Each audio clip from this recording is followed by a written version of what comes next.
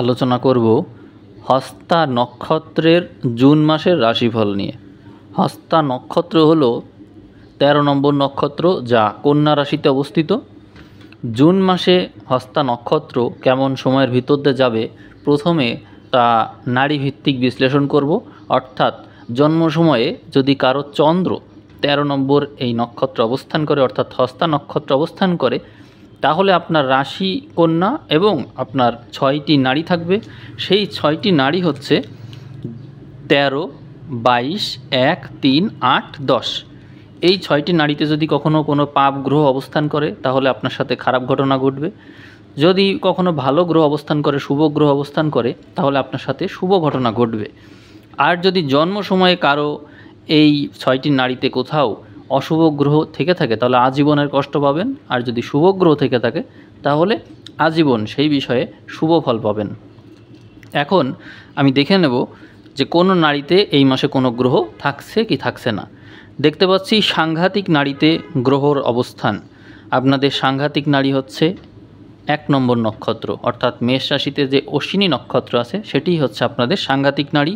এখানে শুক্র অবস্থান করবে। শুক্র একটি শুভ গ্রহ, এই কারণে সাংঘাতিক যে সমস্ত বিষয়াদি আপনাদের জীবনে রয়েছে তা জুন মাসের প্রথম 10 দিনে অনেক কম থাকবে। অর্থাৎ প্রথম যে 10 দিন, 1 থেকে 10 তারিখ, এই সময় আপনাদের জীবনে সাংঘাতিক সমস্যা আসলে তা থেকে আপনারা দৈবভাবে রক্ষা পাবেন। এবং দৈবভাবে রক্ষা যদি নাও পান তাহলেও আপনি আপনার বুদ্ধি বলে সেই সমস্যা থেকে পরিত্রাণ পেতে পারবেন। এরপরে মাসের 10 তারিখ থেকে মাসের শেষ পর্যন্ত আপনাদের মানস নাড়িতে মঙ্গলের অবস্থান দেখা যাবে। অর্থাৎ এই বিষয়টি একটু নেগেটিভ হয়ে গেল, কারণ মানস নাড়ি হচ্ছে আপনাদের মানসিক অবস্থাকে নির্দেশ করবে। সেখানে মঙ্গলের মতো ক্রূর ও অশুভ গ্রহ অবস্থানজনিত কারণে আপনার মানসিক শান্তি বিঘ্নিত হবে এবং আপনি নানা ধরনের প্রতিকূলতার মধ্য দিয়ে সময় পার করবেন। এমন কোনো সিদ্ধান্ত বা এমন কোনো ঘটনা আপনার জীবনে এসে প্রভাব বিস্তার করবে যার কারণে আপনি মানসিকভাবে অনেক বেশি দোলাচলে থাকবেন এবং অনেক বেশি ভয়ে থাকবেন। নিশ্চয়ই বুঝতে পেরেছেন, মানসিক নাড়িতে মঙ্গলের মতো গ্রহের অবস্থান আপনাকে মানসিকভাবে নানান ধরনের প্রতিকূলতার ভিতর দিয়ে নিয়ে যাবে, যেখানে আপনাকে ভীত থাকতে হয়, সন্ত্রস্ত থাকতে হয়, ভয়ে থাকতে হয়, নানা রকম দুর্ঘটনার ভিতর দিয়ে যেতে হয়, বা দুর্ঘটনার খবর শুনে নিজের ভিতরে একটা আতঙ্ক বিরাজ করে। এমন সময় বা পরিস্থিতির ভিতর দিয়ে আপনাকে যেতে হবে এই মাসে। এখন আমি লগ্নভিত্তিক বিশ্লেষণে আসব। এখানে দেখতে পাচ্ছি মাসের শুরুতেই আমরা দেখব যে কন্যার ঘরে বিশেষ কোনো গ্রহ না থাকলেও এই ঘরে পুরোটা মাস ধরেই শনির দৃষ্টি থাকবে। অর্থাৎ চন্দ্রের উপর শনির দৃষ্টি। জাতক জাতিকাদের আপনারা জানেন যে কন্যাতে জন্ম সময় আপনার চন্দ্র রয়েছে এবং এই সময়ে শনির মতন একটি গ্রহ মিনে অবস্থান করছে, যেখান থেকে চন্দ্রের উপর দৃষ্টি দেওয়ার কারণে জাতক জাতিকাদের মানসিক যে অস্থিরতা ছিল সেই অস্থিরতায় একটা ব্যালেন্স আসার চেষ্টা করবে। অর্থাৎ তারা একটু আধ্যাত্মিক হয়ে উঠবে। আগে যে চঞ্চলতা ভিতরে কাজ করতো সেই চঞ্চলতা তাদেরকে ধীরে ধীরে পরিহার করা লাগবে। তাদের ভিতরে যে ইমোশন ছিল, যে বাচ্চাদের মতো যে স্বভাবটা ছিল, তাদের ভিতরে যে চঞ্চলতা ছিল, এইটা থাকছে না। বরং তাদের নানা রকমের প্রতিকূল অভিজ্ঞতা তাদেরকে আগের চেয়ে অনেক বেশি ধীর স্থির করবে, শান্ত করবে। জীবনের যে প্রতিকূল পরিস্থিতি তা তাদেরকে নানান অভিজ্ঞতার ভিতর দিয়ে নানা রকম শিক্ষা দেবে, যার কারণে তারা অনেক বেশি ম্যাচিওর হয়ে উঠবে এই সময়ে। এরপরে কন্যার জন্য রাজযোগকারী গ্রহ তাদেরকে একটু দেখে নেব, বুধ এবং বৃহস্পতি।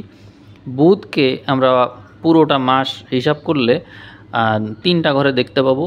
সেখানে বুধ থাকবে আপনার কন্যার ঘর থেকে নবমে অর্থাৎ বৃষতে, থাকবে দশমে অর্থাৎ মিথুনে, এবং থাকবে একাদশে অর্থাৎ কর্কটে। অর্থাৎ বুধ যে 3টি ঘরে অবস্থান করবে, নবম, দশম, একাদশ, তা 3টি শুভ।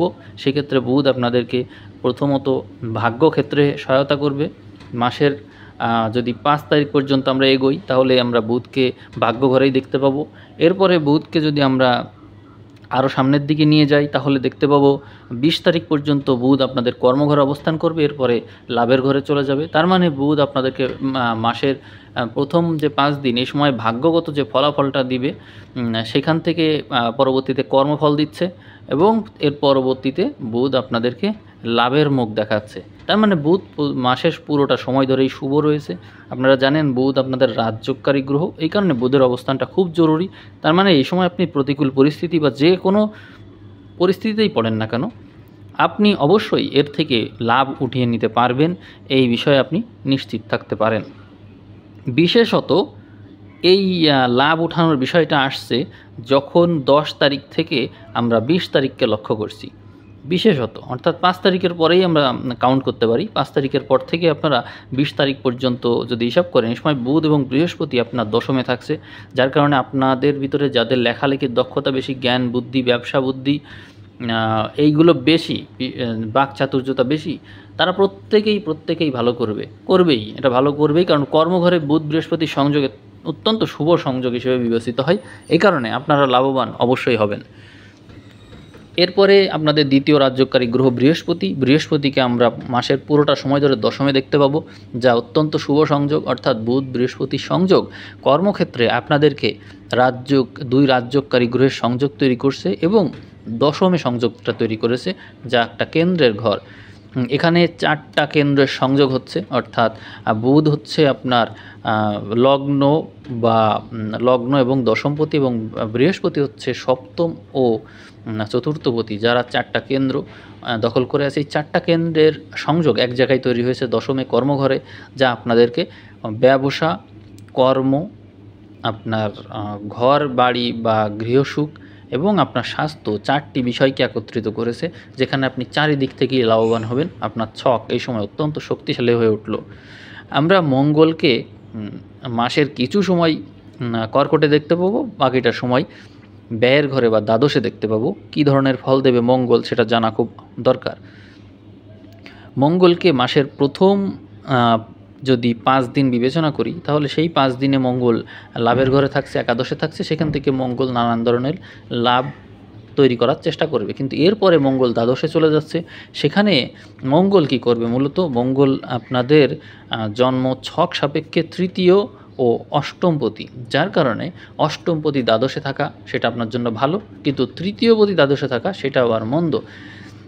যাদের বিদেশে সংযোগ আছে, অর্থাৎ বিদেশে যেতে চান বা বিদেশে গিয়ে কাজ করতে চান, এই ধরনের ক্ষেত্রে আপনারা যথেষ্ট লাভবান হবেন। যারা কর্মসূত্রে বিদেশ যেতে চাই তাদের জন্য সময়টা ভালো। অন্যদিকে অষ্টমপতি দ্বাদশে, সেক্ষেত্রে আপনাদের আয়ু সংক্রান্ত যে সমস্যা ছিল, যে রোগ ব্যাধি ছিল, যে অসুস্থতা ছিল, তার অনেক কিছুই কেটে যাবে। এবং যারা এই সময়ে আধ্যাত্মিকতার চর্চা ভিতরে রাখতে পারবে, তারা অতি দ্রুত রোগমুক্ত হয়ে যাবে। কারণ অষ্টমপতি দ্বাদশে, অর্থাৎ দ্বাদশের শক্তি যারা কাজে লাগাবে তারাই এই সময় ভালো ফল পাবে। এখানে কেতু এতদিন আপনাদের এই চন্দ্রের সাথেই ছিল, যার কারণে অনেকেই নানান রোগব্যাধিতে ভুগেছেন। এখন কেতু সরে গেল, তো কেতু এখানে থাকাকালীন 1.5 বছর ধরে আপনারা যারা যে সমস্ত রোগব্যাধিতে আক্রান্ত হয়েছেন, তারা এই সমস্ত রোগব্যাধি থেকে মুক্ত হওয়ার জন্য অনুলোম বিলোম প্রাণায়াম আপনারা স্ক্রিনে দেখতে পাচ্ছেন, অনুলোম বিলোম প্রাণায়াম করতে পারেন। এটা আপনাদের অনেক হেল্প করবে। মেডিটেশনটা খুব হেল্প করবে। মুদ্রা ব্যবহার করতে পারেন, আপনারা ভালো মানের পাথর ব্যবহার করতে পারেন, ভালো রং ব্যবহার করতে পারেন, ভালো মোবাইল নম্বর ব্যবহার করতে পারেন। এই সমস্ত ব্যবহার করলে আপনাদের সাথে যে সমস্ত ঘটনা ঘটেছে তা অনেক কিছুই কেটে যাবে। বিশেষত কেতুর প্রভাবে যদি আপনাদের এই সমস্ত সমস্যা হয়ে থাকে, তাহলে অবশ্যই আপনারা লাল রঙের ড্রেস পরিধান করবেন, এটি আপনাদের অনেক হেল্প করবে। মোবাইল নাম্বারের শেষে 1 সংখ্যাটি ব্যবহার করুন বা 9 ব্যবহার করুন, এগুলো আপনাদেরকে অনেক হেল্প করবে। পুরো মাস ধরে আমরা যদি আরেকটু গভীরে গিয়ে বিচার করি, বিশেষ করে আমরা চন্দ্রকে যদি বিবেচনায় নিয়ে আসি, কারণ চন্দ্র হচ্ছে হস্তা নক্ষত্রের মূল কারক গ্রহ। আর চন্দ্র যেহেতু বিভিন্ন ঘরে বিভিন্ন সময় থাকে, সেই কারণে আমরা এই চন্দ্রকে নিয়ে বিশেষ বিবেচনা করব না। আমরা পুরো ছকটাকে এখন একটু দেখে নেব। আপনাদের ষষ্ঠ ঘরে রাহুর অবস্থান আপনাদেরকে দিয়ে সংঘর্ষ অবশ্যই করাবে। আপনারা এই মাসটা ব্যস্ততার ভিতর দিয়ে পার করবে, এ নিয়ে কোনো সন্দেহই নেই। আপনাদের অষ্টম ঘরে শুক্রকে দেখা যাবে। অষ্টম ঘরে শুক্র থাকলে আপনি কী ধরনের ফল পেতে পারেন সেটি একটু বলি।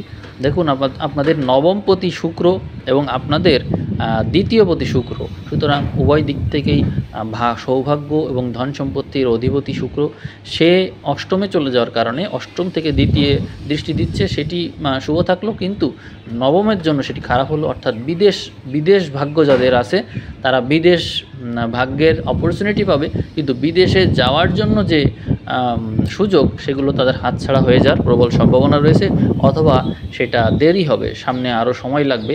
আপনারা যদি অপেক্ষা করেন তাহলে শুক্র যখন এখান থেকে 1 মাস পরে সরে যাবে তখন আপনারা এই বিষয়টা অত্যন্ত শুভ হিসেবে দেখতে পাবেন। তার মানে শুক্রের বিষয়টা থেকে আমরা জানতে পারছি যে শুক্র পরিস্থিতি ভেদে কারোর জন্য শুভ, কারোর জন্য অশুভ, বা কারোর জন্য সঠিক সুযোগ নিয়ে আসতে পারছেন, অপেক্ষা করতে হবে। এদিকে কেতু দ্বাদশে আছে, আপনাদের আধ্যাত্মিক যে ঘর দ্বাদশ ঘর, সেখানে কেতুর অবস্থান আপনাদেরকে অত্যন্ত শুভ ফল দেবে। আপনাদের ভিতরে এতদিন ধরে যে আধ্যাত্মিকতা ছিল সেইটার বিস্তার বা সেটার প্রয়োগ এটা করার সময় এসে গেছে, আপনারা এই বিষয়ে যথেষ্ট ভালো করতে পারবেন। আপনাদের দ্বাদশপতি রবিকে আমরা নবমে দেখতে পাচ্ছি, যা অত্যন্ত শুভ, এবং এই রবির অবস্থান আপনাদেরকে আধ্যাত্মিকভাবে যথেষ্ট উন্নতি করাবে। আপনারা মাসের প্রথম 15 দিনে এই ফলাফলটা পাবেন, অর্থাৎ দ্বাদশপতি নবমে অবস্থান আপনারা বিদেশ ভাগ্যকে শুভ করাবে, এই বিষয়ে শুভ ফল পাবেন, এবং ভাগ্যগতভাবেও শুভ ফল পাচ্ছেন।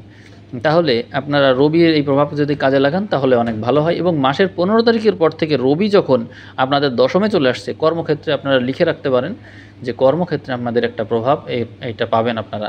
রবি, বুধ, বৃহস্পতি এরা আপনার একত্রে হয়ে যাচ্ছে দশম ঘরে, সেক্ষেত্রে আপনি একটা ভালো ফল পাবেন। তবে যেহেতু রবি দ্বাদশপতি, সেই কারণে রবি বুধের যে প্রভাব সেটা আপনি পাবেন ঠিকই, কিন্তু অধিকাংশ ক্ষেত্রেই সম্ভাবনা রয়েছে যে আপনি কর্মক্ষেত্রটা বা দূরে কোথাও সেট করবেন। আপনি যেখানে চাকরি করেন সেখান থেকে দূরে কোথাও আপনাকে বদলি করা হতে পারে বা প্রমোশন পেতে পারেন, বা আপনি বাইরের দেশে কোথাও সেটেল হতে পারেন, বা যারা ব্যবসা করে তাদের ব্যবসাটা দূরের কারোর সাথে হবে, বা দূরে কোথাও গিয়ে আপনি ব্যবসা করবেন, বা দূরের কোনো কিছুর সাথে আপনার সংযোগ হবে, এমন নানান সম্ভাবনা রয়েছে। ওভারঅল আমি টোটাল ছককে বিশ্লেষণ করে দেখতে পাচ্ছি এই মাসে কাল সর্পযোগের যে একটা প্রভাব রয়েছে, অর্থাৎ সমস্ত গ্রহ নক্ষত্র রাশি চক্রের রাহু কেতু অক্ষের একদিকে চলে যাওয়ার কারণে পরিস্থিতি এক পেশে থাকবে, অর্থাৎ যারা ভালো করবে তারা অনেক ভালো করবে, যারা মন্দ করবে তারা অনেক মন্দ করবে, এরকম সম্ভাবনা রয়েছে। কিন্তু যেহেতু আপনার মূল নক্ষত্র চন্দ্র, সেই কারণে আপনার মাইন্ড অতি দ্রুত বদলায়। আপনি যদি সবসময় নিজেকে আপডেট রাখতে পারেন তাহলে সবচেয়ে বেশি ভালো হয়। অস্থির মনা যারা তাদের পক্ষে যে কোনো পরিস্থিতি মোকাবেলা করা খুব কঠিন। যেহেতু আপনি নির্ভরশীল প্রকৃতির মানুষ, অন্যের উপর নির্ভরশীল থাকতে পছন্দ করেন, সেক্ষেত্রে আপনাকে সাজেস্ট করব যে আপনি মোবাইল নাম্বারের শেষে 1 সংখ্যাটা ব্যবহার করার চেষ্টা করবেন। আপনার স্ক্রিনে আমার নাম্বার দেখতে পাচ্ছেন, আমার মোবাইল নাম্বারটার শেষে 6টা ডিজিট খেয়াল করলে দেখতে পাবেন এই একটা সুন্দর একটা কম্বিনেশন তৈরি করা আছে, এবং ফোন নাম্বারের ভিতরে বিশেষ কোনো শত্রু সম্বন্ধ তৈরি করা হয়নি। আপনারা এই ধরনের নম্বর নেওয়ার চেষ্টা করবেন, সেটি খুব ভালো হবে। ওভারঅল বলবো যে এই মাসে আপনারা ভালো এবং মন্দ উভয় ঘটনার ভিতর দিয়ে যাবেন। তবে 25 তারিখের পর থেকে শুক্র যখন আপনার নবমে চলে যাচ্ছে, সেই সময় থেকে আপনার সময়টা অনেক বেশি ভালো হয়ে যাবে, কারণ শুক্র এই কন্যাতে নিঃস্ত হয়। এই ক্ষেত্রে শুক্রই যখন তার পজিশনে চলে যাচ্ছে, অর্থাৎ বৃষতে নিজের ঘরে চলে যাচ্ছে, 25 তারিখের পর থেকে আপনার সময়টাকে ভালো বিবেচনা করা হচ্ছে, কারণ এই সময়ে সব গ্রহেরই একটা মোটামুটি ভালো পজিশনের দেখা যাবে। তো আমি আজকের রাশিফল যতটুকু বললাম এখানেই শেষ করব। আর আপনাদের যদি বিশেষ কোনো প্রশ্ন থাকে বা জানার থাকে তাহলে সেই বিষয় জানাতে পারেন। এই মাসে আপনাদের চাকরি ভাগ্য, ব্যবসা ভাগ্য সবই ভালো আছে, তবে পরিস্থিতি অনুযায়ী আপনারা আচরণ করবেন। এই মাসে একটা গুরুত্বপূর্ণ বিষয় লক্ষ্য করছি, সেটি হচ্ছে প্রেমের বিয়ে পরিণতি পাবে। আপনারা এই মাসে বিয়ে করলে আপনাদের সামনের পরিস্থিতি অনেক ভালো হবে বলে আমি মনে করি। ঠিক আছে, আজ এ পর্যন্তই। ধন্যবাদ সবাইকে।